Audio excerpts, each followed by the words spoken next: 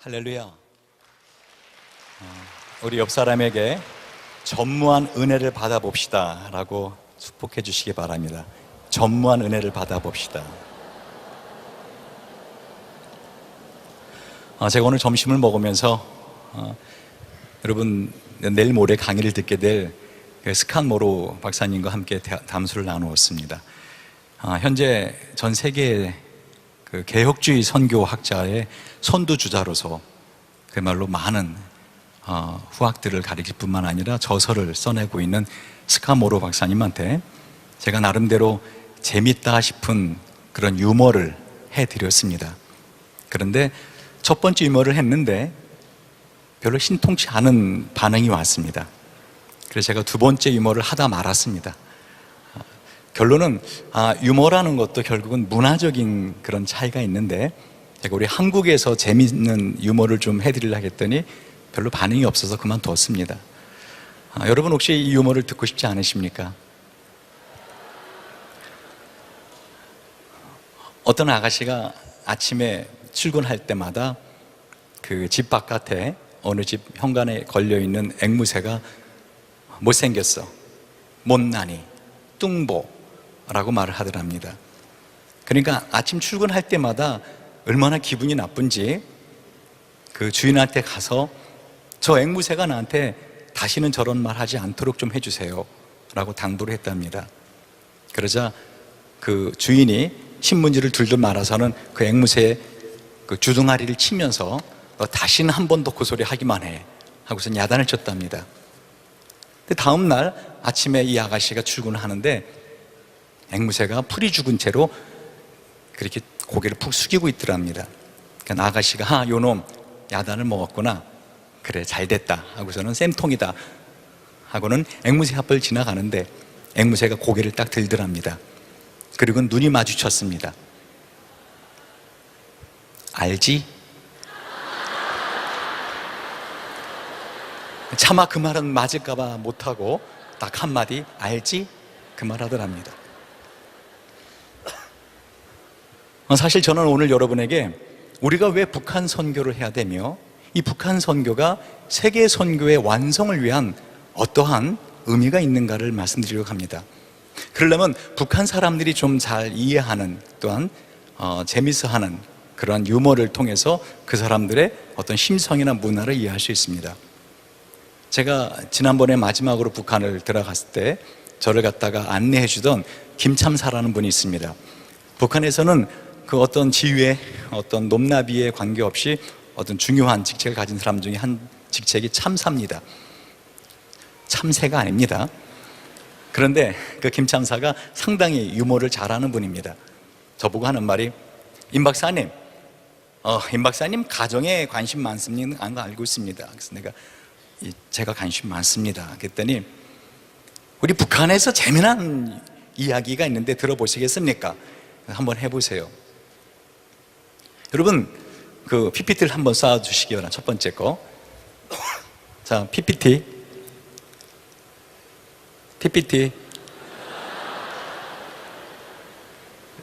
첫 번째 장면을 좀 쏴주시기 바랍니다. 준비가 안 됐습니까? 어디에서 주관하는 겁니까? 없지 않습니까? 자, 그럼 제가 계속 진행하겠습니다. PPT를 준비됐으면 쏴주시면 감사하겠습니다. 이 북한에는요, 여러분 텔레비전으로 보는 북한은요 사실 평양입니다. 평양은 북한의 전체 도시를 대표하지 않습니다. 평양은 특별한 도시입니다. 근데 평양에 보면은 이렇게 빌딩들이 기라성처럼 있습니다. 여러분 잘 아시는 거 1970년대까지만 해도 북한이 우리보다 잘 살았습니다. 우리가 80년대 들어오면서 북한보다 잘 살았습니다. 근데 이 북한의 그 집 구조를 보면은요, 보통 아무리 빌딩이라 하더라도요 그 위에까지 엘리베이터가 작동이 안 됩니다. 엘리베이터가 작동이 안 되기 때문에 그 고층 아파트에 사는 사람들은 어떻게 해요? 그러면 물을 지고 올라가야 되고요, 화장실 쓸 수 없기 때문에 상당히 곤욕을 치릅니다. 그래서 보통 낮은 층에 같이 이렇게 한 가족이 조그만 방이라도 얻어 사는 것이 보통 북한의 한 문화입니다. 준비됐으면 PPT를 쏴주시기 바랍니다. 자, 안 되는 줄 알고 그럼 계속 진행하겠습니다. 북한의 가정에 있어서 특히 예전에 우리나라 가정처럼요, 한 방에 이렇게 이제 그 부부가 같이 잠을 자고 아이들이 가운데 잠을 잡니다. 근데 이 부부가 사랑을 하고 싶었답니다. 그래갖고 부부가 약속을 했고요. 지금 제가 하는 말은 제가 하는 말이 아니라 북한의 김찬사가 저한테 해주신 말입니다. 하는 말이, 그 아이들이 자는 것을 확인하고 나서 그 아버지가 엄마 있는 쪽으로 이렇게 포복으로 기어서 갔답니다.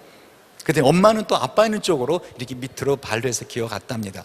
이가 내 자리로 갔네 하고 다시 돌아서 또 기어서 자기 자리로 왔고, 아버지도 이 사람이 내 자리로 갔나 보다 하고 다시 기어서 자기 자리로 왔습니다. 그렇게 돌기를 몇 바퀴. 엄마가 잘못해서 둘째 아이의 발을 밟았습니다. 무릎으로 밟았습니다. 둘째 아이가 아야 하고 깨어나는 순간 옆에서 자던 첫째 아이가 둘째 아이 입을 탁 틀어막으면서 쉿, 6바퀴째야. 처음부터 다 봤다는 것이죠. 자, 오늘 제가 여러분과 함께 이 북한 선교, 다시 말하면 북한을 우리가 왜 복음화하는가 하는 것을 보는데요. 사실 북한은 우리에게 가장 가까운 나라임에도 불구하고 가장 먼 나라입니다. 사실 PPT가 준비가 안 돼 있는 것 같은데, 돼 있습니까? 안 돼 있습니까? 안 돼 있으면 돼 있습니까? 올려주세요, 그럼. 예. 넘겨주시기 바랍니다. 조금 전에 그 이야기입니다. 한쪽에 있는 건 기라성 같은 빌딩이지만 북한에는 이와 같이 사실 그 시골로 내려가면 아주 허름한 그런 가정에서 있었던 이야기입니다. 넘어갑니다. 오늘 제가 여러분과 함께 나누고 싶은 말씀은 사실 어떤 율법사가 예수님에게 질문한 질문에 대한 답입니다. 같이 한번 읽어보겠습니다. 시작. 어떤 율법사가 일어나 예수를 시험하여 가로되 선생님, 내가 무엇을 하여 영생을 얻으리이까? 아멘. 저는 이 말씀을 가만히 묵상하면서 이 율법사가 질문한 질문은 우리가 예수님을 만나면 꼭 하고 싶은 질문이었다는 것을 알게 되었습니다. 왜? 이 영생이라고 하는 것은요, 그저 사는 삶이 아닙니다. 다음 장을 넘겨보시기 바랍니다. 영생은, 따라 합시다. 시작.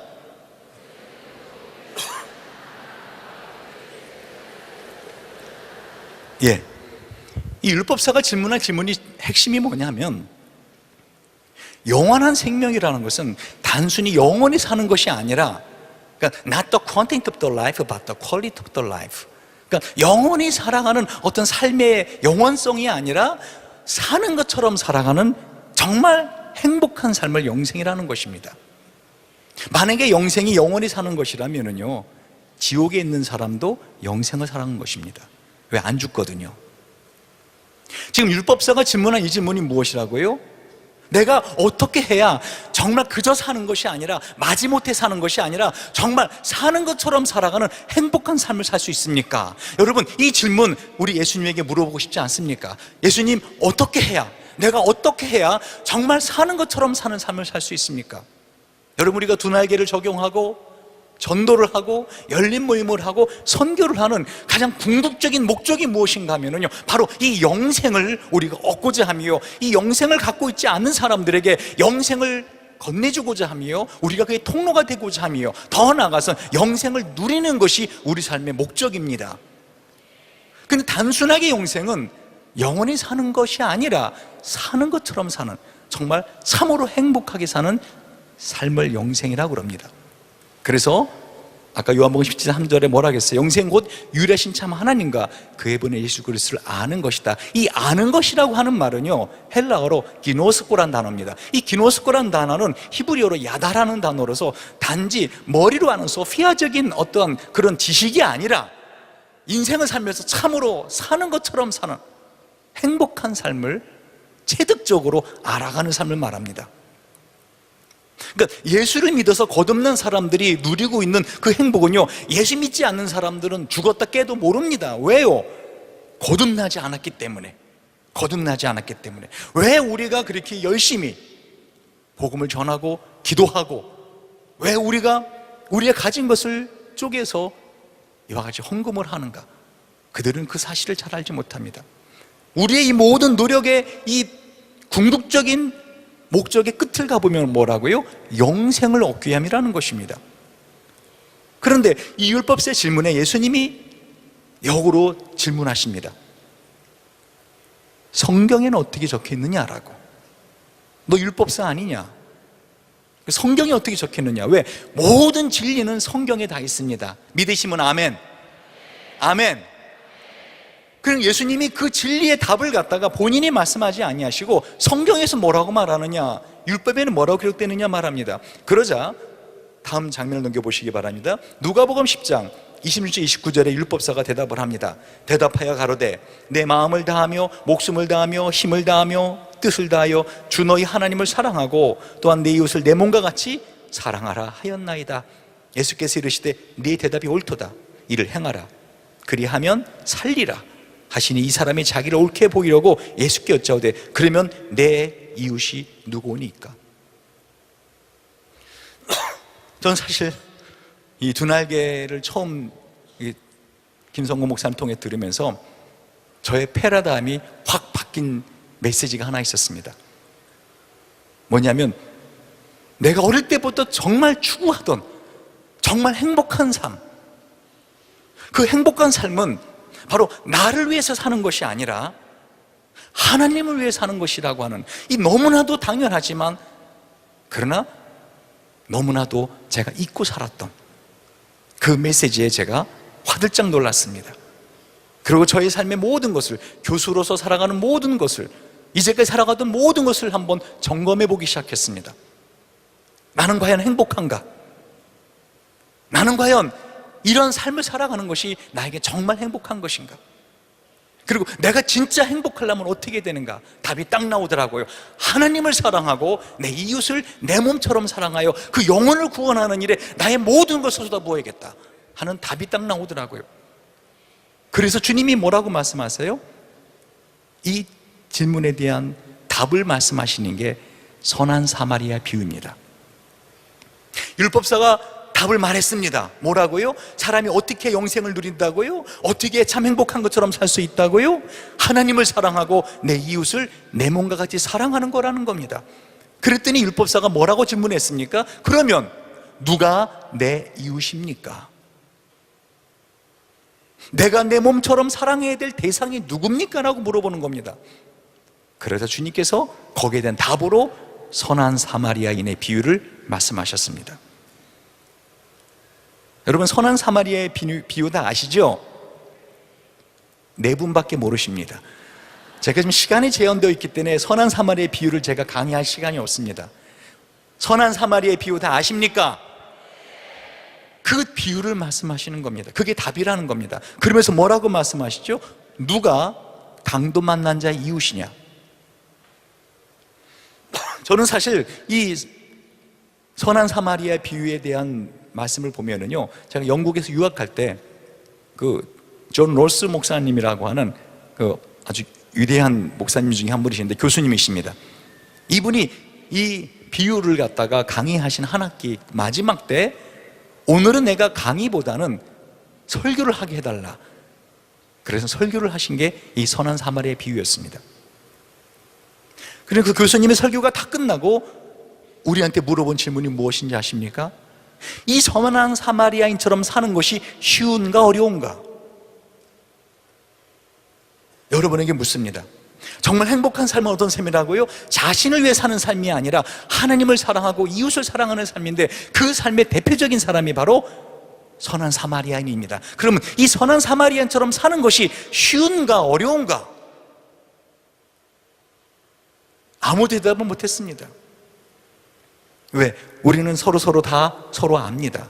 유학생활을 하면서 제가 한국에서 초코파이 오면은 혼자 몰래 먹는 거 제 친구들이 다 알기 때문에 제가 참아, 그리고 쉽다라고 말하면 저한테 돈 빌려달라고 할까봐 말을 못하고 있었습니다. 근데 이 존 로스 목사님이 말씀하시길, 진정으로 거듭난 사람이라면 이 선한 사마리아인처럼 살지 않는 게 어렵다.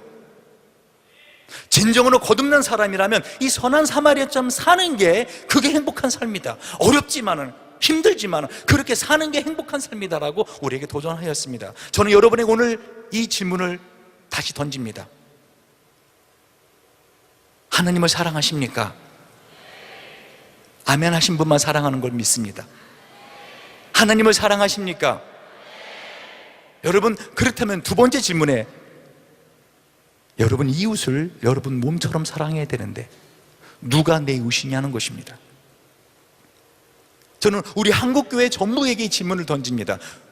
우리 한국교회가 우선적으로 사랑해야 될 그 대상은 누구인가?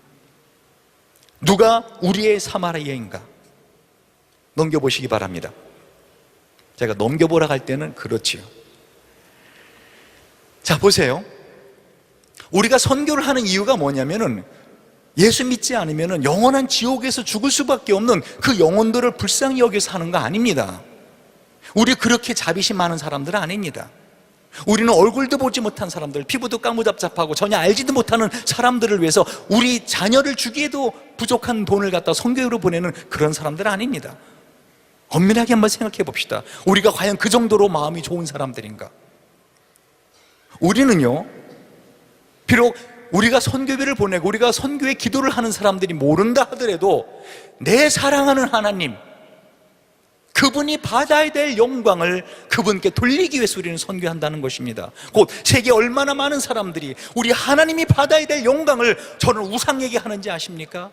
우리가 선교하는 이유가 뭐라고요? 바로 하나님을 사랑하기 때문에, 하나님을 사랑하기 때문에 우리가 선교하는 겁니다. 그들에게 알려주고 싶었어요. 무엇을요? 당신들이 드리고 있는 그 모든 경배와 영광은 마땅히 우리 하나님이 받으셔야 되는 것입니다 라고는 걸 알려주기 위해서 하는 것이 선교입니다. 다음 장을 넘겨보시기 바랍니다.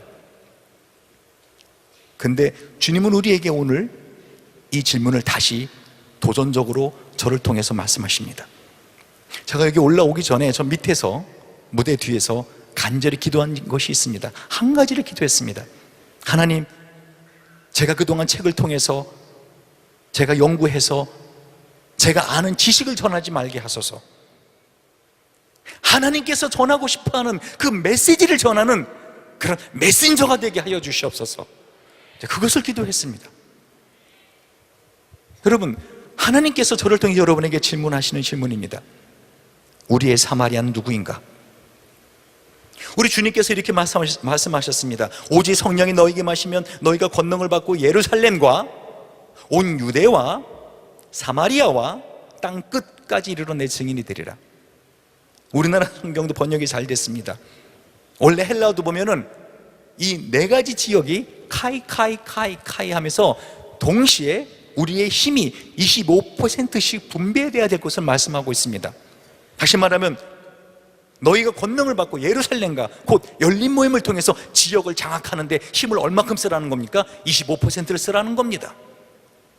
동시에 온 유대와 이 복음을 우리나라의 땅끝까지 전하기 위해서 정말 해남마을 땅끝뿐만 아니라 복음이 안 들어가는 우리나라 대한민국에 전도하기 위해서 우리 25% 써야 됩니다. 동시에 사마리아, 우리의 사마리아는 어디입니까? 그때 당시에 유대와 사마리아처럼 실제로 우리는 남과 북으로 갈라져 있고 민족적으로도 감정적으로도 우리는 북한과 사마리아의 관계에 맺고 있는 걸 봅니다. 땅끝은 세계 선교로 말합니다. 넘겨주시기 바랍니다. 그렇다면 우리는 정말 이 북한을 이와 같은 주님의 명령대로 내가 그렇게 힘써서 사랑하고 선교하고 있는가? 로마서 9장 3절을 보면은요, 이 사도 바울은 자신이 저주를 받아 그리스도에게서 끊어질지라도 자신의 형제 곧 골육인 이스라엘을 위하여서 기도하였습니다. 제가 이번에 바로 지난주에요, 따끈따끈하게 나온 책이 있습니다. 마음 치유를 통한 북한 선교.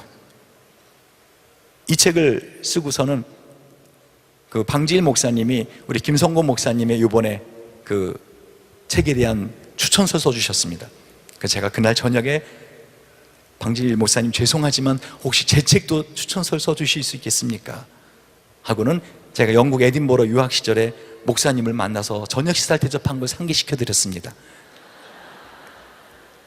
세상에 102세인데 얼마나 기억력이 총명하신지요. 저희 아이들의 이름은 몰라도 그때 아이들이 있었던 걸 기억합니다 라고 하면서 기억을 해내시는 거예요. 특히 제 친구 방현상 그 교수가 연세대학교 그 방지일 목사님의 그 조카입니다. 손주입니다. 손주뻘됩니다. 방지관 목사님의 그 아들이니까요. 동생의 아들이니까 관계가 어떻게 됩니까? 여러분, 이런 걸 가지고 강사를 시험하셔야 되겠습니까? 그러니까 제가 방현상 그 교수를 빌려서 말을 했더니 기억합니다. 써 드릴 테니까 이메일 보내십시오. 제가 귀를 의심했습니다. 저는 그거를 책을 가지고 가야 되는 줄 알았습니다. 그랬더니 이메일을 보내는 겁니다. 그래서 나중에 알고 보니까 이 방지일 목사님 102세가 됐음에도 하루에 인터넷을 수도 없이 켰다 켰다 하신다는 것입니다. 이메일을 수도 없이 체킹하신다는 겁니다. 제가 저녁에 보내드렸습니다. 그랬더니 그 다음날 새벽에 답장이 왔습니다.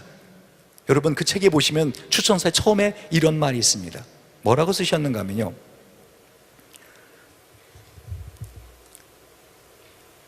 한밤을 꼬박 세워 다 읽었습니다. 이 102세 된 할아버지가 밤을 새우신 겁니다. 그러시면서 하시는 말씀이, 이 책을 보고 다른 나라 사람들도 감격할 뿐이겠으나 우리는 골육의 정을 가진 동포인지라 그 연민의 피가 끓고 온몸이 흔들리는 전율함이 몸을 잡고 놓지 않았습니다.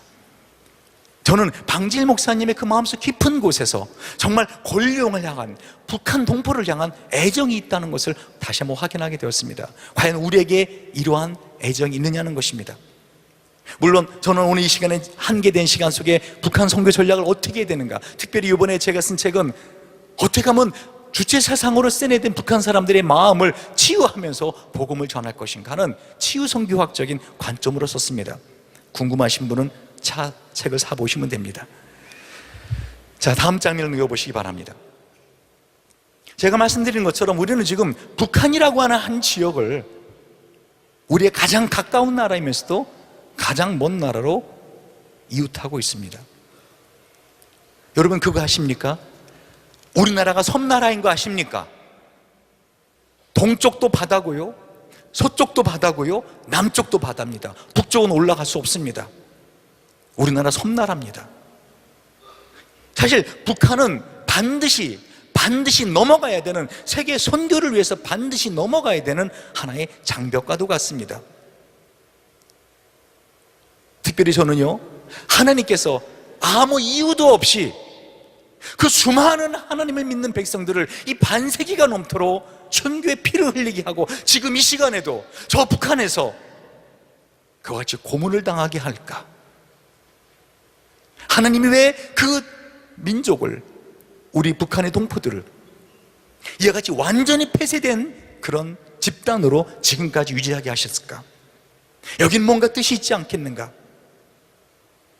제가 탈북자들을 상담하고 그들을 이렇게 알아가면서 북한 사람들의 심리를 어렴풋이나마 알게 됩니다.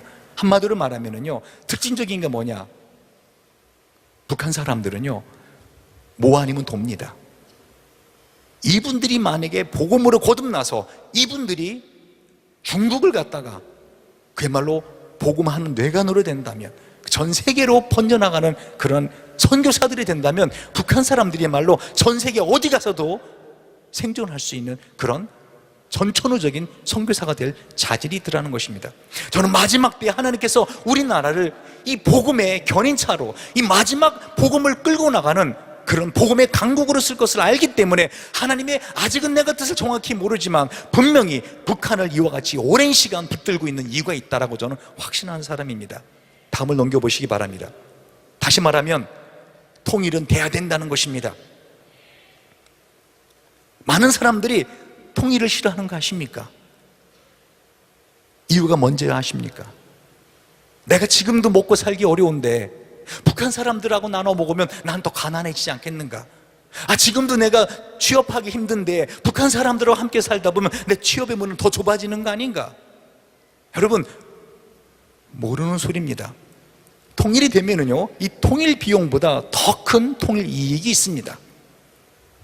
제가 전에 우리나라의 이 통일 전문가들을 모아놓고 통일부 장관이 조언을 해달라 그래서 조선호텔에서 제가 이 말을 한 적이 있습니다. 통일부가 통일에 관해서 전략이 있어야 됩니다. 변치 않는 전략. 그리고 우리 남한 국민들을 설득해 줘야 됩니다. 그냥 무조건 통일세 내라 그러면 누가 내겠습니까?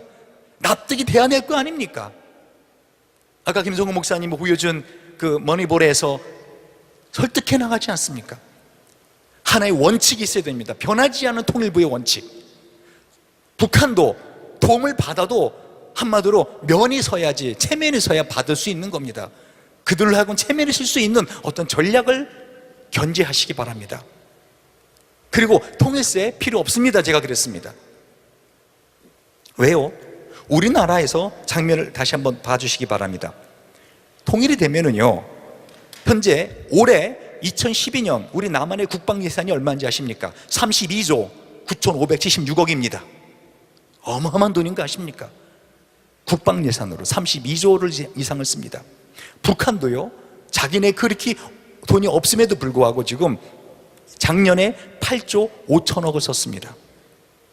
이걸 합친다면 우리나라 연간 국방비에서만 41조 4,576억이라고 하는 어마어마한 천문학적인 돈이 그냥 남습니다. 그뿐이지 아십니까? 우리나라가 전쟁 위협이 사라지면은요, 전 세계 투자가들이 투자를 하기 시작합니다. 아까 여러분 지도를 보지 않으셨습니까? 북한이 길이 열리면은요, 중국, 몽골, 러시아, 터키, 유럽으로 나갈 수 있습니다. 그러면 육로를 통한 운송 비용은 천문학적인 숫자입니다. 그뿐이 아니라 통일이 되면은요, 북한은 땅이 국가 땅입니다. 어떤 걸 건설한다고 할 때 우리 남한처럼 재개발하느라고 서로 실갱이하지 않아도 됩니다. 그 북한의 땅 많은 곳에다가 엄청난 산업체를 지어나가면서, 제가 북한을 가서 가장 느낀 것 중에 하나가, 우리가 어떤 걸 쌀을 주거나 뭐를 주면은요, 북한의 골고루 갈 수가 없습니다. 이유가 뭔지 아십니까? 북한은요, 리어카도 다닐 수 있을 만한 그 정도 폭이 있는 도로가 있는 게 많지가 않습니다. 우리나라나 그냥 고속도로가, 아스팔트가 시골 구석구석 다 있죠. 북한은요, 그 산이 많은 그 북쪽 지역은요, 도로가 안 돼 있습니다. 그러니까 쌀을 갖다 줘도 저 산골에 있는 사람들에게 전달하기가 쉽지 않더라는 것입니다. 앞으로 만약에 통일이 된다면은요, 북한은 한마디로 말하면은요, 개발의 제1순위 지역이 됩니다. 그리고 그것을 통해서 북한의 우수한 인력과 우리나라의 기술과 이런 것이 합쳐지면은 엄청난 시너지 현상이 일어납니다. 우리의 군사력과 북한의 군사력이 합쳐지면은 그 누구도 넘보지 못할 강한 강국이 될 수 있다는 것입니다. 여러분, 통일이 오면은요, 여러분이 생각하는 것처럼 여러분의 주머니에서 푼돈 갖고 할 수 있는 돈이 아닙니다. 분명히 통일 오면은 통일 이상의 큰 이익을 우리는 얻을 수 있습니다. 넘겨보시기 바랍니다. 여러분, 지난 10년간 우리나라가 북한에 준, 소위 말하는 퍼줬다 그러죠. 얼마나 많이 퍼준지 아십니까? 10년간 2조 8천억 원입니다. 여러분, 독일은요, 매년 3조 2천억 원을 서독이 동독에 지원해 줬습니다. 특히 서독의 교회들은요, 딱 서독과 동독이 갈라지자마자 서독의 교회들은 동독에 있는 크리스찬 형제들을 위하여 돈을 보내신 거 아십니까? 특히 동독에서, 지하에서 또는 신앙을 지키기 위해서 고통받는 자신의 형제 자매들을 위해서, 서독의 교회들은 동독에는 목사님들과 그의 자녀들을 위해서 끊임없이, 서독과 동독이 분단된 이후 다시 합쳐질 때까지 끊임없이 매월 돈을 보내줬습니다. 물론 그 돈 중에서 동독 정부가 많게는 80%가 떼어먹었습니다. 그러나 80% 떠먹는 거 알면서도 10%, 아니 한 5%, 1%라도 전달된다면 하고 그들은 끊임없이 동독을 향해서 서독의 교회들은 끊임없이 돈을 보내줬습니다. 여러분, 북한에 퍼져갖고 여러분이 몇 끼나 굶어봤습니까? 북한에 퍼져갖고 여러분 자녀들이 얼마나 영양실조에 걸려봤습니까? 10년 동안 퍼준 것이 이제까지 2조 8천억 원입니다. 우리나라 1년에 음식물 쓰레기 14조 7천억입니다. 1년에 14조 7천억. 그 음식물 쓰레기 가공비 4천억 합하면은요 15조 1천억을 매년 음식물 쓰레기 처리하느라고 15조 원을 쓰고 있습니다. 우리가 10년 동안 퍼준 것은 2조 8천억밖에 안 되고요. 여러분, 지금 그나마라도 저렇게 흔들리고 있을 때 도와줘야지. 나중에 통일된 다음에 여러분에게 북한 사람들이 와서 내가 그렇게 힘들고 내 자식 배가 등가죽에 붙어 죽었을 때 당신 뭘 그렇게 퍼졌다 했어? 뭐라고 말하겠습니까? 이런 질문을 할 수 있죠. 아이고 교수님, 그렇게 해서 도와줬더니 그거 가지고 주민들 나눠주지 않고 쌀 갖다 줬더니, 밀가루 갖다 줬더니 그거 다시 중국에 팔아가지고 그 돈 가지고 핵무기 만들었잖아요. 우리가 도와주면 뭐합니까? 군부대로 나가는 것. 우리가 도와주면 뭐합니까? 핵무기 만드는 걸. 여러분, 북한 사람들이요 이대로 끝까지 가지 않습니다. 여러분, 지난번에 연평도 사건 났을 때 극동방송에서 전화가 왔습니다. 임 박사님, 국민들을 향해서 좀 이렇게 방송을 좀 해달라. 제가 그 방송에서 그 말을 한 적이 있습니다. 이것은 한마디로 어느 한 부위가 터져 나온 것과 같다고요. 여러분이 북한 사람이라면 이렇게 끝까지 참겠습니까? 오늘 저녁에라도 만약에 북한 사람들이 아이들 앞장 세우고 숟가락 들고 1000만 명만 내려온다 합시다. 더도 말고 1000만 명만 내려온다 합시다. 그래, 북한에서 굶어 죽거나 병들어 죽거나 내가 남한에 오다가 죽으나 이래저래 마찬가지도 하고 남한으로 1000만 명 내려온다 합시다. 오늘 저녁에. 그리고 KTX 강탈해가지고 부산으로 곧바로 내려온다 합시다. 부산 풍성교회 가니까 어떻게 해요? 거기는 여러 사람들을 이렇게 한 케어한, 돌보고 한 능력이 있기 때문에 우리도 돌봐줄 수 있으리라. 여러분 집집마다 한 가정이 들어간다 합시다. 그리고 어떻게 말합니까? 냉장고 먹을 거 쌓였네. 어이구, 안방, 건너방, 거실도 있네. 내래 우리 가족 오늘부터 여기 살겠수다래. 여러분 어떻게 하시겠습니까? 경찰에 신고하겠습니까? 한두 명이야죠. 머리끄댕이 싸우겠습니까? 북한 사람들이 뭐라 할 것 같습니까? 그래, 죽여라, 죽여. 난 죽어도 여기서 죽겠다. 여러분 어떻게 하시겠습니까? 협박하는 것이 아니라 독일이 통일된 것처럼 그렇게 통일되면 안 된다는 것입니다. 우리는 그들이 지금이라도 버티고 있을 때 어떻게 해요? 우리의 기독교인의 하나님의 사랑을 가지고. 왜? 우리는 정치를 논하는 사람들 아닙니다. 우리에게는 예수님의 말씀이 법입니다. 할렐루야. 예수님께서 뭐라 하겠습니까? 너희 원수가 목마르거든 어떡하라? 마시우고, 너희 원수가 허기지거든 어떡하라? 굶주리거든 먹이우라 하겠습니다. 더 문제가 뭔지 아십니까? 다음 장면을 넘겨보시기 바랍니다. 우리가 안 도와주면은요 주변의 나라들이 가만히 있지 않습니다. 특히 중국이 가만히 있지 않습니다. 우리나라를 중심으로 4대 강국이 다 맹수인 거 아십니까? 중국, 여러분 북경 사자춤 추죠. 보통 사자로 상징됩니다. 사자나 용.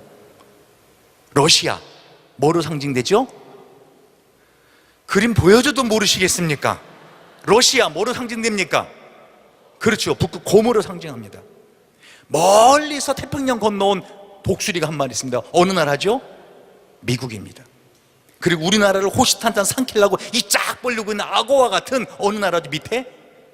일본이 있습니다.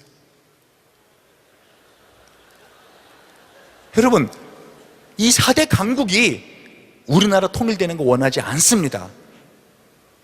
이 4대 강국 중에서 제일 원하지 않는 나라 중에 하나가 미국인 거 아십니까? 왜요? 미국이 만약에 우리나라가 통일되면은요 미군의 동부가 전략 기지가 흔들리게 됩니다. 왜? 우리는 물러나달라고 할 거니까.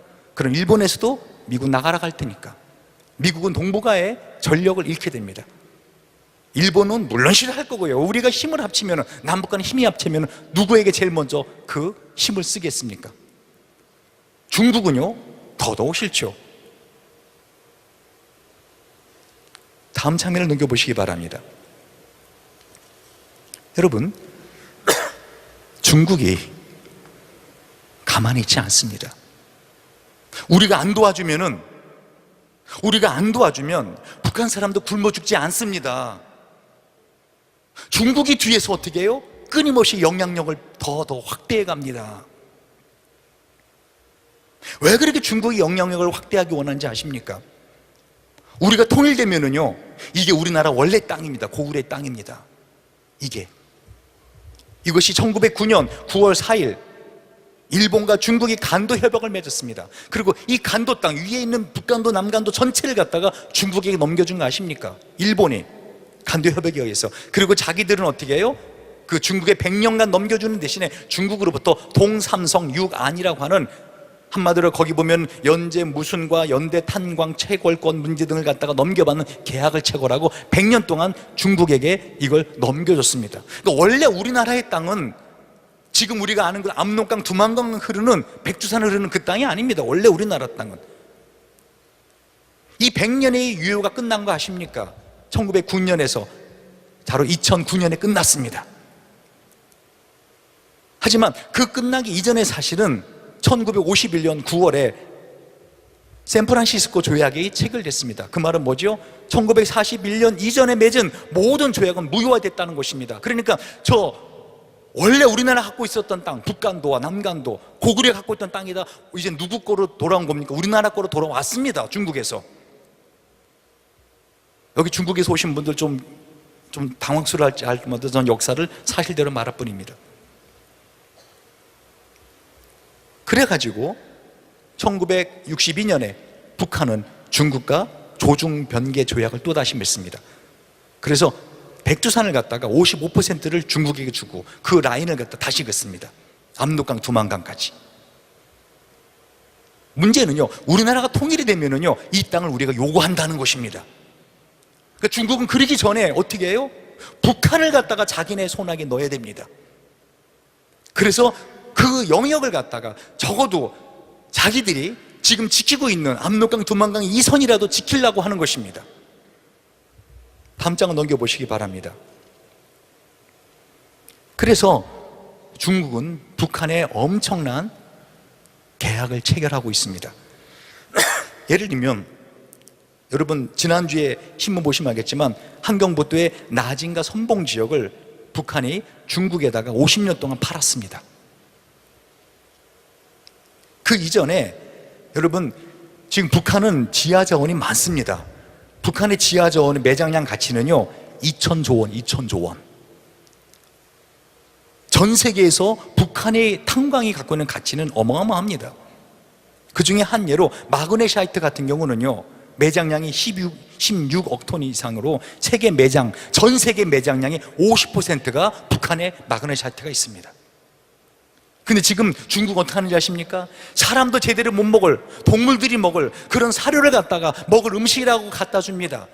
트럭으로 몇십 대 몇백 대가 트럭을 줄을 서고요 기차로 계속 갖다 줍니다. 중국으로 돌아갈 때 빈 차로 안 갑니다. 북한에서 넘어온 사람들이 하는 말이 있습니다. 요즘 뭔지 아십니까? 그 떼놈들 자기네 나라 갈 때 북한에는 쓰레기도 가져간다고요. 그 곡물 가지고 온 트럭, 곡물 가지고 온 기차에다가 북한의 철광석과 북한의 자원들을 지금 다 빼가고 있습니다. 왜? 50년 동안 그들은 임차했기 때문에. 근데 바로 여러분 아시는 것처럼 이젠 나진 선봉이 그와 같은 일을 당하고 있다는 것입니다. 그래서 중국은요 조금 전에 그 장면 다시 한번 보여주시기 바랍니다. 중국에는 원래 그 만리장성이 이렇게 호산장성까지 나와 있지 않습니다. 만리장성은요 6,300km로서 윤영성, 단동 북쪽, 호산 압록강까지 이어지는, 다시 말하면 255.8km나 연장을 했습니다. 지금 원래 만리장성보다 더 또 샀습니다, 만리장성을. 근데 그걸 다 사서는 그 끄트머리가 어딘가 하면은요, 여러분, 제가 가봤습니다. 우리 학생들을 데리고 이 지역을 자주 갑니다. 지난번에 가봤더니 호산장성이라는 데가 있습니다. 이 호산장성은요, 이거는 우리나라 장성입니다. 이 고구려의 유물입니다.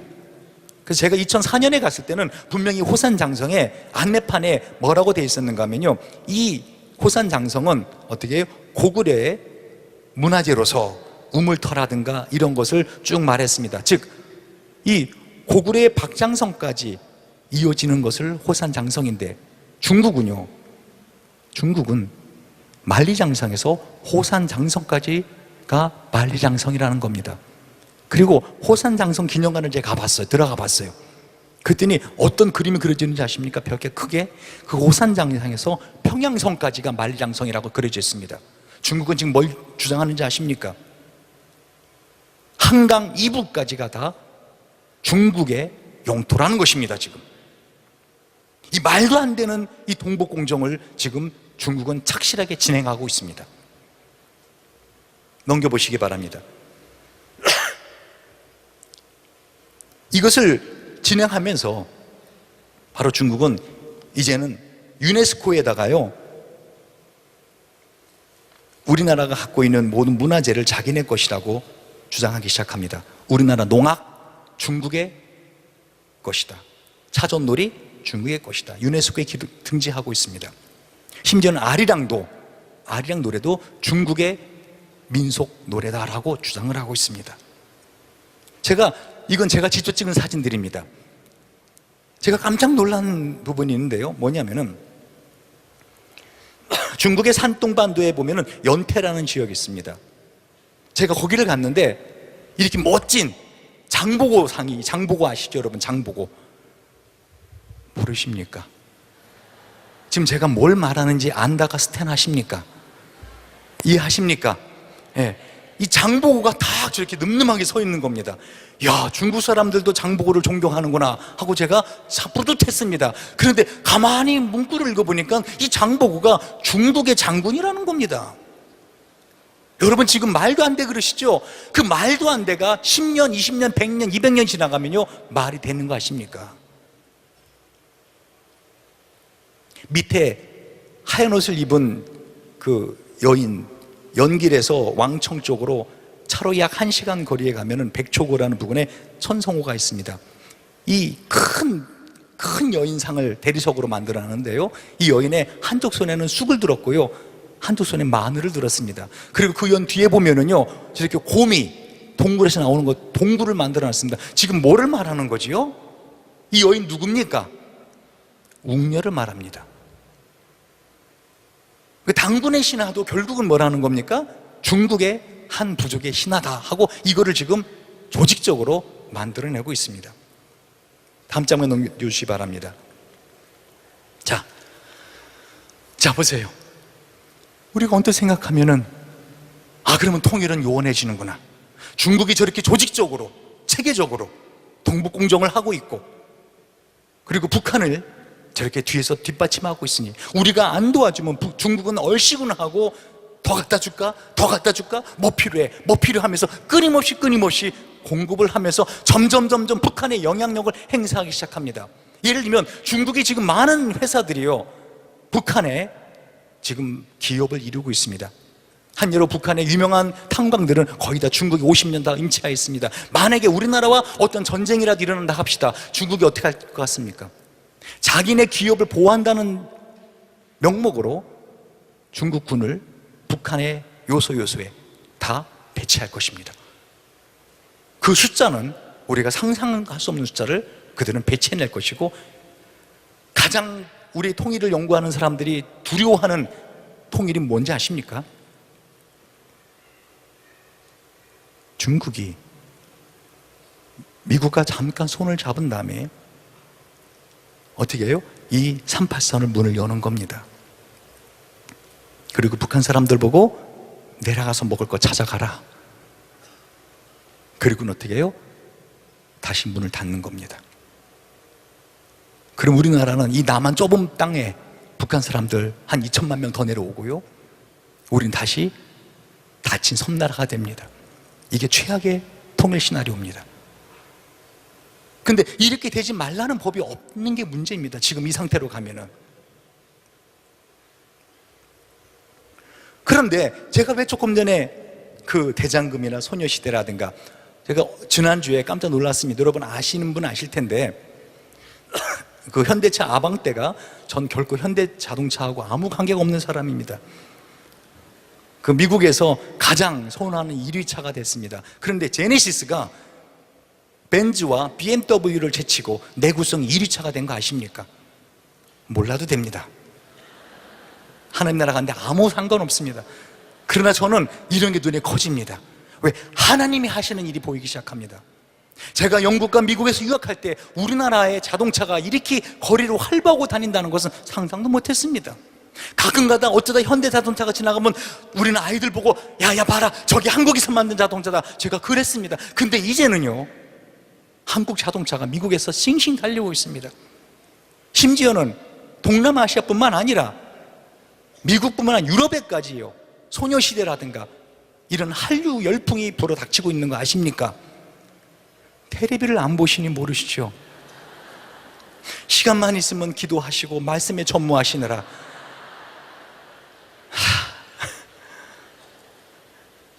여러분, 이게 우연이 되는 거 아니라는 겁니다. 하나님께서 지금 어떤 일을 하고 있습니다. 우리 남한의 교회들은 썩을 대로 썩어가고 있고, 우리 남한의 교회들은 마치 백혈병이 든 환자들처럼, 여러분 백혈병이 뭔지 아십니까? 백혈구가 없는 게 아닙니다. 몸 안에 백혈구는 많은데 그 백혈구가 병균을 잡아먹지 않고 증식만 하는 겁니다. 증식만. 백혈구가 증식만 해서 백혈구만 자꾸 많아지는 것이 백혈병인 거 아십니까?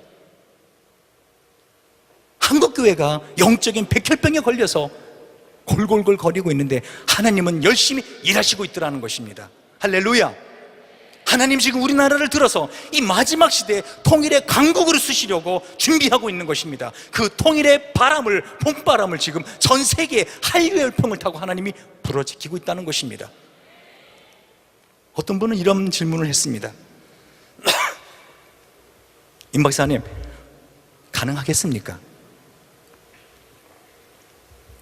과연 이 남한교회가, 지금 쪼그라들어가는 이 남한교회가, 두 날개 하는 교회를 제외하고는 다 영적으로 시들시들해져가는 이 남한교회가, 심지어는 두 날개 한다는 교회들조차도 그 내면을 들여다보면 음란하고 더럽고 썩어 있는데, 과연 이 사명을 감당할 수 있겠습니까? 이 마지막 시대에 예수님이 오실 때 내가 믿는 자를 보겠느냐 하시던 그 주님의 마음을 시원하게 해드릴 수 있는 복음의 주자로서 과연 세계 선교를 끌고 나갈 수 있겠습니까? 그런 일이 있을 수 있겠습니까? 가능하겠습니까? 북한을 보십시오. 과연 그 북한의 그 돌덩이처럼 차가운 사람들의 마음에 과연 복음이 들어가겠습니까? 저는 그분에게 한 가지 대답을 해줍니다. 그렇게 질문하는 분들한테 가능합니다. 하나님이 하시면 가능합니다. 왜요? 100년 전에요, 우리나라에 하나님께서 부흥의 불을 던지실 때 어디에 던진지 아십니까? 평양 기생이들이 많았던, 우리나라에서 가장 음란한 도시였던 평양에 하나님이 부흥의 불을 던지자 그 평양이 동방의 예루살렘이 된 걸 여러분 잊으셨습니까? 그 하나님의 부흥의 불이 다시 한번 떨어진다면 이 나라가 얼마든지 전 세계 복음화의 그 선두 주자를 달려갈 수 있는 복음의 기수가 될 수 있다라는 것입니다. 하나님이 하시면 하십니다. 하나님이 하시면 하십니다. 가능합니다. 저는 그 날을 바라보고 있는 것입니다. 그리고 우리가 준비하고 있는 것입니다. 여러분 아시는 것처럼 두 날개가 북한 전부를 갖다가 다 분배했습니다. 여러분, 두 날개 지역장 목사님들을 통해서 우리 교회가 어느 지역을 위해서 기도해야 되며 어느 지역을 위해서 우리가 도움의 손길을 뻗쳐야 되는가를 알 것입니다. 만약에 모르셨다면 회개하시고, 여러분 교회 들어가는 문에 우리 두 날개 12진영이 있는 것을 보시고 우리 교회가 담당해야 되는 북한 지역을 다시 한번 보시기 바랍니다. 다음 장 넘겨보시기 바랍니다. 북한 복음화 가능합니다. 할렐루야, 할렐루야. 저 뒤에 있는 분들은 하나님의 능력을 불신하시는 분들입니까? 북한 복음화 가능합니다. 할렐루야, 하나님께서 하시면 하실 수 있습니다. 여러분, 이 에스겔 골짜기에 죽어가는, 아니 마른 뼈다귀들, 이미 죽어서 이미 메마른 뼈다귀 같은, 북한뿐만 아니라 전 세계에 지금 복음이 오기를 기다리는 영혼들이 얼마나 많은지 모릅니다.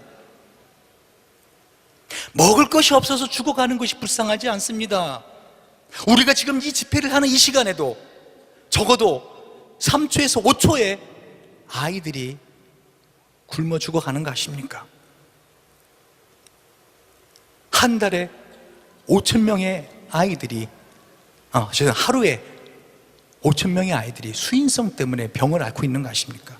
마실 물이 없어서, 물에 인한 중독 때문에, 오염 때문에. 여러분, 그런데 이 에스겔 골짜기에서 하나님 뭐라 하시죠? 뭐라 하십니까? 또 내게 이르시되 인자야 너는 생기를 향하여 대언하라. 생기에게 대언하여 이르기를 주 여호와의 말씀에 생기야 사방에서부터 와서 이 사망을 당한 사람에게 붙어서 살게 하라. 살게 하라. 그랬더니 살아나지 않습니까? 살아나서 뭐가 됩니까? 군대가 됩니다. 할렐루야. 북한뿐만 아니라 여러분이 볼 때는 정말 에스겔 골짜기에 마른 뼈다귀처럼 내가 정말 저 인간이 교회 나오면 내 손에 장을 지진다는 그 사람에게도 하나님의 성령의 바람이 불기 시작하면은요, 하나님의 군대가 되는 걸 믿으시기 바랍니다. 저도 교회를 해나가다 보니까요, 정말 답답한 때가 한두 번이 아닙니다. 우리 목사님이 처음에 개척하실 때 느끼셨던 그 답답함을 제가 개척하면서 느낍니다. 참 변할 것 같지 않습니다. 참 변할 것 같지 않습니다. 그러나 한 가지 분명한 사실은요, 하나님이 하시면 가능합니다. 다음 장을 넘겨보시기 바랍니다. 제가 왜 이걸 여러분에게 보여드린지 아십니까? 우리가 하나님을 믿는다고 하면서도 심청이표 믿음을 갖고 있는 거 아십니까? 여러분, 심청이가 임당수에 빠진 이유가 뭐죠? 자기 아버지 눈을 뜨게 하기 위해서. 이 이야기 또 제가 해드려야 됩니까? 다 아는 이야기 아닙니까? 그러면 좀 내라고 하든지 끄덕거리든지. 다들 눈을 부라리고 저만 쫄여보면 어떡하라는 겁니까? 여러분, 심청이 이야기 다 아시죠? 네. 그런데 놀라운 사실은요, 심청이가 왕비가 됐을 때 자기 아버지를 찾으려고 전국에 있는 소경들을 모은 거 아십니까? 뭐가 아멘입니까? 소경을 모으면 안 됩니다. 예전에 소경이었다가 눈 뜬 사람 모여라 이래 되는 겁니다. 그래 안 그래요? 아니, 임당수의 몸을 던진 이유가 뭐죠? 아버지 눈을 뜨게 하기 위해서. 그렇다면은 나중에 아버지를 찾을 때 어떻게 찾아야 돼요? 예전에 소경이었다가 눈 뜬 사람들 모여라 이래야 되는 거 아닙니까? 왜 소경들 다 모이라 합니까? 심청이는 확실히 안 믿은 겁니다. 아버지가 절대 눈 안 떴다는 거를. 여러분, 제발 이런 심청이편 믿음을 갖지 마시기 바랍니다. 하나님께서 하십니다. 말로는 아멘, 속으로는 어떻게 해요? 글쎄다. 나를 봐도 그게 가난할 것 같지가 않다. 내가 둔하게 제자리랑 몇 끼인데 지금 이렇게 변하지 않은 나를 봐도, 그거 아십니까? 여러분도 변화시킬 수 있는 하나님이십니다. 이번에 변화됩니다. 아멘. 아멘. 저도 그거 소망하고 왔습니다. 아멘. 하나님이 하시면 하십니다. 그런데요, 다시 원위치, 춘향이 아직 안 끝났잖아요. 춘향이. 여러분, 제가 원하는 건 춘향이표 믿음입니다. 여러분, 춘향이가 변사또가 수청 들락 했는데 안 들죠. 그래서 어떡하죠? 감옥에 갇히게 됩니다. 여러분, 춘향이가 이 이도령이 어사또가 되어서 올 거를 확신했을까요? 확신하지 않았을까요? 여러분이 춘향입니까? 어떻게 그렇게 확신합니까? 제가 볼 때는 그거 확신하지 않은 것 같습니다. 궁금하면 춘향전을 읽어보시기 바랍니다. 춘향이가 하는 말을 가만히 보세요. 그렇게 확신하지 않습니다. 그런데 왜 그런지 아십니까? 춘향이가 왜 변사 때 수청을 든지 아십니까? 죄송합니다. 시간은 다 돼가고 할 거는 아직도 많고. 왜 수청을 거부했는가 하면요, 사랑했기 때문에. 설령 이두룡이 암행어사가 안 되어 온다 할지라도, 내가 이 감옥에서 그냥 죽는다 할지라도 내 사랑하는 님을 향한 일편남심 변할 수 있으랴 하고 감옥에 갇혀 있었던 겁니다. 그랬을 때 암행어사 출두요 하고 나타나지 않습니까? 할렐루야. 이때는 할렐루야 합니다. 왜요? 우리 예수님이 오시는 게 암행어사처럼 오십니다. 아멘. 우리는 뭐처럼? 춘향이처럼. 할렐루야. 우리 주님을 맞을 신부들 아닙니까? 우리 옆 사람에게 몰라봐서 죄송합니다. 우리 주님의 신부님이셨군요. 네. 여러분, 이 춘향이가 이두룡을 기다렸습니다. 그래서 이두룡이 어사또가 돼서 나타났습니다. 근데 가만히 생각해 보세요. 그 감옥에서 나오는 춘향이 얼굴은 꾀지지했을 겁니다. 조금 전에 본 것은 갓 들어간 날 찍은 겁니다. 좀 여러 날이 지난 다음에 눈곱도 끼고 머리도 다 풀어 헤쳐지고 한마디로 꾀지지한 얼굴로 몸에는 찌린내가 나고 그 감옥에 있느라고. 근데 그거 아십니까? 그 감옥에서 꾀지지한 모습으로 나오는 춘향이야말로 이두룡 눈에는 세상에서 가장 순결한 여인이요, 이 세상에서 가장 아름다운 여인입니다. 만약에 이두룡이 암행어사가 나타났는데 춘향이가 변사또 방에서 딱 오동 그 기름 바르고선 쪽 찍고서 어머 도룡님 오셨어요 치어라, 안 그러겠습니까? 여러분, 저와 여러분이 주님의 나라를 위해서 애쓰고 힘쓰는 거 압니다. 하나님이 그것 때문에 눈물 흘리는 거 하나님이 보고 계십니다. 설령 내가 이 땅에서 그 보상을 못 받는다 하더라도 우리 주님 다시 오실 때 주님은 그 모든 것을 보상해 주실 것입니다. 내가 참으로 하나님의 나라를 위해서 얼마나 애쓰고 힘썼는지, 내가 얼마나 고생을 했는지, 내가 얼마나 피곤했는지 우리 주님이 그걸 보시기 때문에 우리는 그 날을 바라보고 지금도 달려가고 있는 것입니다. 아멘. 세상과 타협하지 않는 것입니다. 변사도 수청 거부하고 있는 것입니다. 죽을지언정 내 주님을 위해서 살다 죽으리라. 아멘. 여러분, 우리는 이런 사랑을 가지고 오늘 모였습니다. 그리고 앞으로 우리에게 아직 기회가 있습니다. 오늘 밤도 있고요, 내일도 있고 모레도 있습니다. 바로 이 주님을 만날 수 있는 기회입니다. 넘겨보시기 바랍니다. 다시 말합니다. 세계 복음화 가능합니다. 현재 2011년 전 세계 인구가 70억이 됐습니다. 근데 그 중에서 여러분 아십니까? 죄송합니다. 제가 말을 하다가 아십니까? 기분 나빠하지 마시기 바랍니다. 제 그냥 습관입니다. 영어로 말할 때도 Do you understand what I'm saying? 제가 이렇게 말을 합니다. 스카모로. 그러니까 하나님께서 우리에게 복음을 주셨고 그 복음으로 전 세계를 복음하라고 했는데, 생육하고 본성과 땅에 충만하라고 했는데, 현재 전 세계에서 우리 예수님을 믿는 참된 개신교인들, 기독교인들은 11.39%, 7억 8천만 밖에 없습니다. 그런데 보세요, 이슬람 우리의 배가 넘습니다. 지금 이 부분에 대해서는 강승삼 박사님이 자세히 해주실 것입니다. 기독교와 이슬람 출산율이 비교가 안 됩니다. 1.2 대 8.1명입니다. 이슬람은 아이를 8명 이상 낳습니다. 우리 김성모 목사 늘 하시는 말씀 있잖아요. 전도 못하면 알아도 나라고요. 애기 낳을 나이 지났으면 입양이라도 하시라고요. 여러분 카다피 아시죠? 얼마 전에 준 카다피가 이런 유명한 말을 했습니다. 테러하지 말라. 2030년만 되면 전 세계는 다 이슬람화 된다. 이대로 가민다면.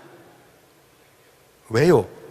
지금 이슬람은 엄청난 숫자로 부흥하고 있습니다. 우리나라에도요, 92,059명이 있습니다. 정착한 무슬림만 해도요 45,000명, 합하면 13만 7천 명이 우리나라에 지금 이슬람을 기도하고 있습니다. 자, 마지막입니다. 넘겨보시기 바랍니다.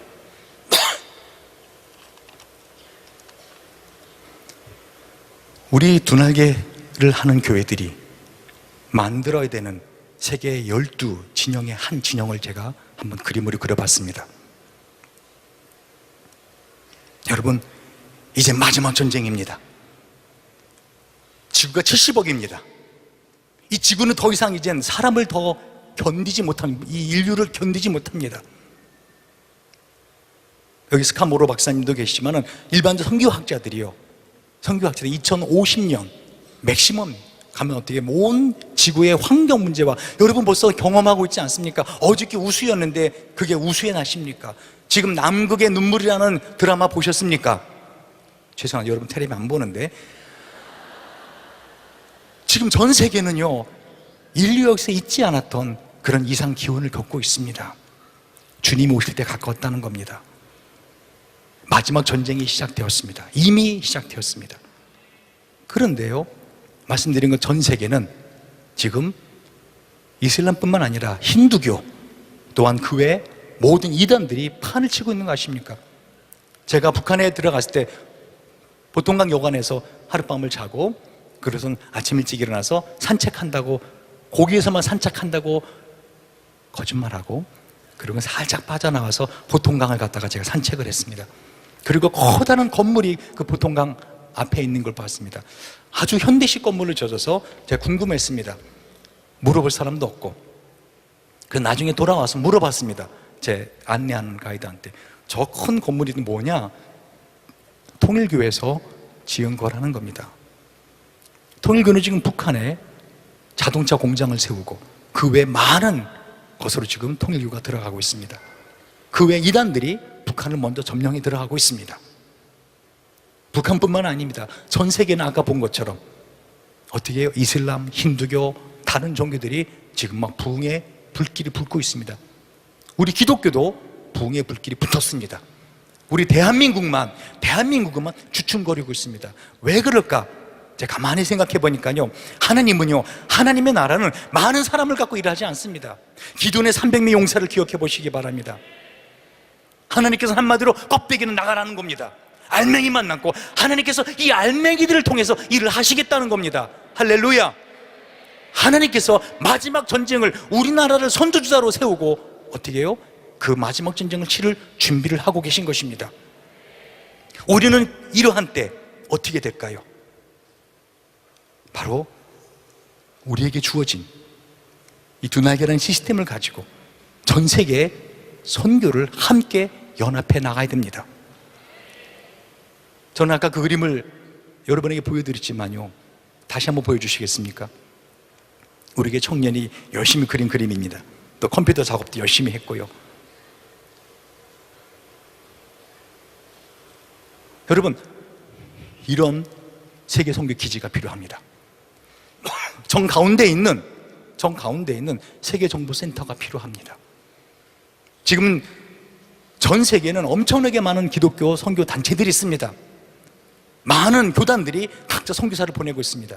우리는 많은 선교 정보가 있습니다. 하지만 그 선교 정보를 우리는 안심하고 나누지 못하고 있습니다. 그러다 보니까 이슬람은 이슬람대로, 불교는 불교대로, 힌두는 힌두교대로, 가톨릭은 가톨릭대로 하나의 집권된 힘을 가지고 지금 이 그들의 선교를 밀어붙이고 있는데, 우리는 어떻게 해요? 각계 전투를 하고 있는 것입니다. 이런 진영이 최소한 세계 12개가 필요하다는 것입니다. 선교 정보센터만 있는지 아십니까? 밑에 저 왼쪽에 보면은 큰 배들이 있습니다. 5대양에 있는 배들입니다. 여러분, 지금 둘루스, 로고스, 한나오 이런 배들이 지금 언제 태평양 밑으로 가라앉을지 모르는지 알지 않습니까? 그거 들고 있으니까 말이 자꾸 꼬이잖아요. 끝날 겁니다, 정확히. 4분 전, 다음 건 3분 전 내려고요. 여러분, 지금 전 세계에서 기네스북에 가장 오래된 배가 둘루스 배인 거 아십니까? 운행하는 배 중에서. 자랑 아닙니다. 우리는 큰 이런 항공망 같은 배가 필요합니다. 왜? 오대양을 돌면서 복음을 전해야 되기 때문에. 이제는요, 복음이 안 들어가는 미전도 종족들이 사는 곳은요, 길이 없는 곳에 사는 종족들입니다. 그들에게는 비행기로 가서 비행 선교를 해야 됩니다. 근데 제가 단기 선교를 하기 위해서 우리 청년들을 데리고 외국에 나가다 보면 제일 아까운 게 비행기 값입니다. 왜 우리 교회들이 그 비행기 회사만 돈을 줘야 됩니까? 그 돈 다시 돌아와야 됩니다. 우리 선교 자금으로 써야 됩니다. 그뿐만이 아닙니다. 우리는 전 세계 복음화를 위해서 어떻게 해요? 선교 영화를 만드는 이런 미디어 정보센터도 있어야 됩니다. 그 외에 선교사님들이 평생을 선교하다가 갈 곳이 없어서 나이 들어서 개척도 할 수 없고 부목사로도 갈 수 없고 나이 들어서 갈 곳이 없어 선교사님들이 미국 LA에서 불법적으로 일하는 선교사님 얼마나 많은지 아십니까? 이분들이 돌아와서 맨투맨으로 자기 지역에 있었던 그 지역에 나갈 선교사들을 보내주는 그런 선교 사관학교가 만들어져야 됩니다. 선교사 자녀들이 어렸을 때부터 안심하고 맡겨줄 수 있는 국제학교가 얼마나 등록금 비싼지 아십니까? 선교사 자녀들을 위한 국민학교부터 대학교까지 학교가 세워지는 이런 곳이 있어야 됩니다. 믿는 크리스찬 젊은 청춘 남녀들이 결혼식을 하고 신혼여행을 가는데 고작 가는 것이 하와이나 아니면 음란한 도시가 있는 곳이 갑니다. 기독교 문화가 있는 이런 우리의 선교 기지가 있어야 됩니다. 왜 우리가 이게 불가능합니까? 이것을 풍성함께 혼자 하라고 하면 되겠습니까? 여러분이 안 하면 할 것입니다. 그러나 제가 원하는 것은요, 우리가 원하는 것은요, 어느 한 큰 교회가 하는 게 아닙니다. 이 두나의 특징 중 하나가 뭔지 아십니까? 몇만 명 되는 교회가 개최하는 이런 하나의 이벤트가 아니라는 겁니다. 우리가 자발적으로 등록금 내서 우리가 자발적으로 모여서 우리가 자발적으로 공부하고 우리가 자발적으로 기도하는 이 단체들이 모여서 이런 기지를 3개, 12개를 만들어 내야 된다는 것입니다. 이것은 결코 두나에게라는 이름을 위해서 하는 것이 아닙니다. 이 땅에 아담을 만드시고 하와를 만드시고 하나님께서 물이 바다 덮은 같이 온 세상이 하나님과 나라가 되는 그것을 우리가 바라기 때문에 우리가 그것을 함께 힘을 합해서 하자는 것입니다. 여러분, 사탄은요 지금도 살아있습니다. 사탄은요 지금도 살아있어서 우리의 생각 속에 끊임없이 자기의 말을 합니다. 사탄이 유다의 마음속에 예수를 팔려는 생각을 넣었더니 유다의 마음속에 생각을 넣은 사탄은 우리의 마음속에 생각을 넣을 수 있습니다. 베드로가 예수님 십자가 지면 안 된다고 말할 때 예수님 뭐라 그러시죠? 사탄아, 내 뒤로 몰라가라. 네가 하나님 나라 일을 생각하지 아니하고 사람 일을 생각하는도다. 여러분이 생각 속에서 사탄 우리 연합하지 못하게 합니다. 그러면은 우리 교회 이름은 어떻게 되고 둔하게만 이름 뜨는 거 아닌가? 아닙니다. 여러분 교회 이름 다 새겨드릴 겁니다. 아마 목사님 새겨주실 거죠? 예, 건물마다 다 새겨줄 겁니다. 이 교회는 어느 교회가 기증한 건물이고 이 건물에 어떤 룸은 어느 교회가 어느 분야 다 할 겁니다. 문제는요, 우리 생각 속에 그래도 내 교회가 해야 돼, 내 교단 해야 돼, 우리 선교단체가 해야 돼, 우리 이름이나, 그게 사탄이 주는 생각인 거 아십니까? 사탄은 연합하지 못하게 합니다. 사탄은 분리하게 합니다. 우리는 이제 힘을 모을 때가 됐습니다. 할렐루야. 우리가 정말로 하나님의 마음을 가지고 이와 같은 일을 감당해낼 때 우리나라는 이 마지막 때 세계 선교에 선도했을 것이며 통일이 되어서 그 통일의 힘을 가지고 복음 통일에 대해서 복음의 강국으로 저 중국과 몽골, 러시아, 아니 저 터키까지 우리 젊은이들이 자전거를 타고 단기 선교를 가는 날이 올 것입니다. 그때 전 세계는 우리 한민족을 말할 것입니다. 그들이 마지막 때 하나님의 나라를 이 땅에 오게 한 민족이라고요. 그 중심에 우리 두나개의 교회들이 있다고요. 할렐루야. 우리 마지막 기도하고 마치도록 하겠습니다. 이 시간 특별히 기도할 때 우리 한번 선포 기도를 하겠습니다. 왜요? 우리를 하나 되게 하지 못하는 속이는 영들이 있습니다. 우리를 자꾸 분리하게 합니다. 교단별로, 선교단체별로, 교회별로. 한번 이 시간에 한번 선포 기도를 할 때 여러분 따라해 보시기 바랍니다. 나사렛 예수 그리스도 이름으로 명령하노니 우리들로 하나 하나되게 하지 못하는 모든 속이는 영들아, 모든 거짓의 영들아, 떠나갈지어다. 나사렛 예수 그리스도 이름으로 명령하노니 우리 가정을 하나되게 하지 못하는 미움의 영들아, 다툼의 영들아, 떠나갈지어다. 떠나갈지어다. 생기야, 생기야, 생기야, 사방에서 불어오라, 불어오라. 나로 하여금 하나님의 생명으로 살게 하라, 살게 하라. 생기야, 사방에서 불어오라. 저 죽어가는 나의 동포들과 저 세상에서 죽어가는 모든 영들에게부터 살아나게 하라, 살아나게 하라. 기도하시겠습니다. 우리 같이 한번 이 시간 기도할 때 다시 한번 하나님 앞에, 하나님 정말 우리를 사용하여 주시고 우리 준하기를 통하여 연합하게 해주시고 하나님의 나라가 저 북한을 넘어 전 세계로 나아가는 일이 역사가 있게 해달라고, 그것을 위해서 이번에 나를 변화시켜 달라고, 이번 컨퍼런스를 통해서 바로 나를 변화시켜주고 내 생각 속에 끊임없이 속이는 이 사탄을 완전히 뿌리치 뽑게 해달라고 우리 다 같이 주여 주여 주여 부르고 기도하겠습니다. 주여,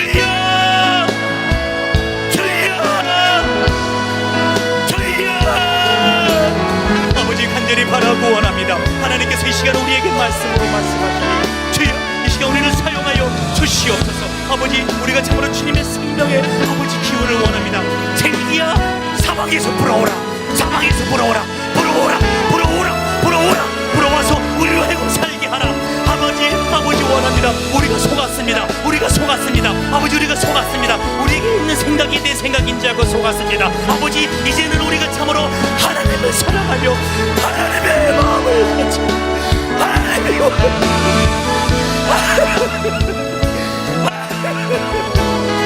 아버지 그 일을 감당하고 영혼을 살리고 영혼을 살리는데 우리의 남은 세계를 쓰게 하여 주시옵시고, 아버지 우리 민족을 사용하여 주시옵소서. 우리 민족을 사용하여 주시옵소서. 지금도 저 북한에서 아버지 고통받고 있는 아버지 우리 불쌍한 우리 민족, 우리 진대를 맡고 있는 우리 동포들 아버지여 살려주시옵소서. 아버지여 불쌍히 여겨주시고 그들에게 먹을 것을 주시고 그들에게 생명의 떡을 허락하여 주시옵소서. 아버지, 우리로 하여금 우리에게 주신 물질과 우리에게 주신 건강을 아버지 이는 복음화를 위해서, 하나님의 이 복음화를 위해서 아버지 우리가 하나 되는 데 사용하기를 원합니다. 하나 되는 데 사용하기를 원합니다. 우리의 마음을 하나로 묶어 주시옵소서. 아버지요, 아버지 주님의 마음을 얼음물처럼 시원하게 해드리는 우리 두 날개로 날아오르는 교회들이 되기 원합니다. 주여, 우리의 마음을 하나로 묶어주시옵소서. 우리의 뜻을 하나로 묶어주시옵소서. 우리의 생각을 하나로 묶어주시옵소서. 우리의 말을 하나로 묶어주시옵소서. 우리가 열매가 하나로 묶듯이 아버지 우리를 하나로 묶어 주시옵소서. 주여, 주여 우리를 불쌍히 여겨주시고 우리의 모란데 주여 부흥의 불만 떨어지며 부흥의 불만 떨어지며 부흥의 불만 떨어지며 아버지 가능하오니 주여 우리에게 부흥의 불을 다시 한번 허락하여 주시옵소서. 아버지 민족의 100여 전에 부어주셨던 그 성령의 기름을 다시 한번 부어주시옵소서. 아버지 이 민족에 하나님께서 던져주셨던 그 100여 전에 던져주셨던 부흥의 불을 다시 한번 이 민족에게 허락하여 주시옵소서. 허락하여 주시옵소서.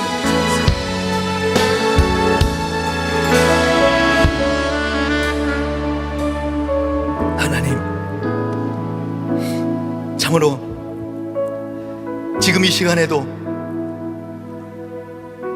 죽어가고 있는 우리 사랑의 북한의 동포들, 하나님을 아빠 아버지라 부르는 이유 때문에 정치범 수용소에서 갖은 고문을 당하고 있는 우리 형제들, 하나님 그들이 잘못했으면 뭘 얼마나 잘못했고 북한에서 굶어 죽어가는 아이들이 죄를 졌으면 얼마나 좋겠습니까? 내가 맞을 매를 그들이 대신 맞고 있습니다. 하나님, 우리가 하나님의 뜻대로 살지 않았습니다. 게을렀습니다. 우리에게 주 건강과 물질, 시간을 하나님의 나라를 위해서 사용하기보다는 우리 자신을 위해 사용했습니다. 아버지, 음란했습니다. 더러웠습니다. 아버지, 우리가 맞아야 될 매인데 하나님, 이 세계 선교를 위해서 이 남한의 교회를 주님 참아주시고 있는 거 압니다. 대신 우리 형제를 때리고 있는 거 압니다. 하나님, 이제 그만 매를 걷어두시고 그들을 불쌍히 여겨주시옵소서. 그리고 우리를 사용하여 주셔서 100년 전에 이 민족에 던져주셨던 그 부흥의 불을 이 마지막에 다시 한번 던져주시옵소서. 아버지, 우리가 간절히 원하온다. 우리에게 한 마음, 한 뜻, 한 열매를 위하여 한 말로 묶어지는 두 날개가 되게 하여 주시옵소서. 예수님의 이름으로